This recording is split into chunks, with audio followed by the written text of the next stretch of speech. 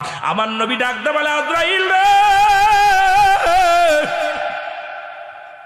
ও আজরাইল, কত মাসুম মাসুম বাচ্চাগুলো মায়ের কোল থেকে নিয়ে যাও, কত সন্তান নিয়ে যাও,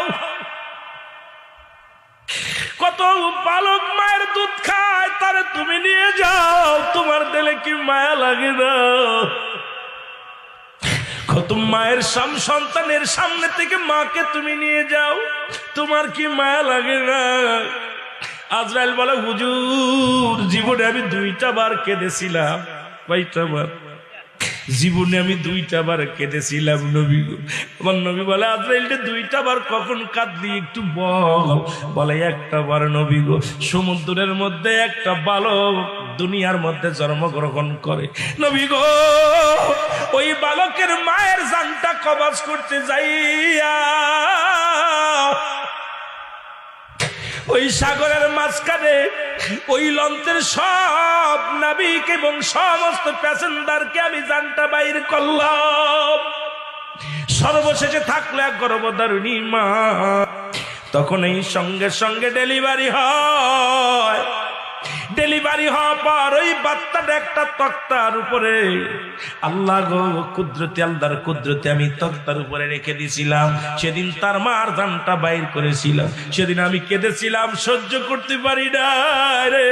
আমি আজরাইলের চোখে পানি আসছে ওইটা দিন, কারণ ওই দৃশ্য আমি সহ্য করতে পারি নাই। কারণ এই নাবিক নাই বেশি, কোন যাত্রী নাই বেশি, এই শিশু বাচ্চাটা বাঁচায় রাখতে বললো আমার আল্লাহ, বাকিগুলো সবাইকে মেরে ফেললাম।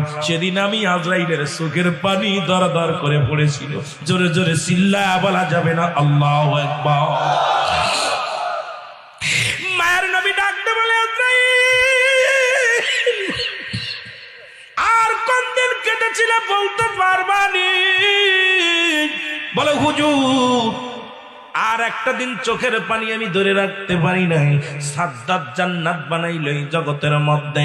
এই সাদ্দাত বাদশা যখন জান্নাত বানাইল, ও মুসলমান শুনে নাও, বনি ইসরাইল গোত্রের হুদ আলাইহিস সালামের কাছে শুনিয়া শুনিয়া জান্নাতের মধ্যে বিবরণগুলো কেমন, জান্নাতের মধ্যে কেমন সুস্বাদু খাবার, কেমন ইট পাটকেল কেমনে বানাইলো, কেমনে দরজা, কেমনে জানলা দরজা, এই কথাগুলো শুনে শুনে যখন হুদ আলাইহিস সালামের কাছ থেকে শুনে সাদ্দাত জান্নাত বানাইলো,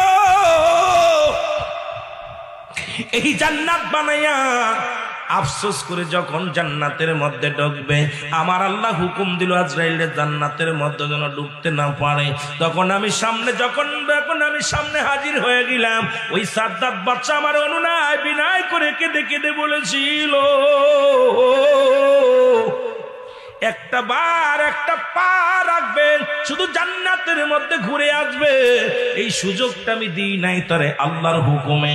ওদিন আমার চোখের পানি পড়েছিল।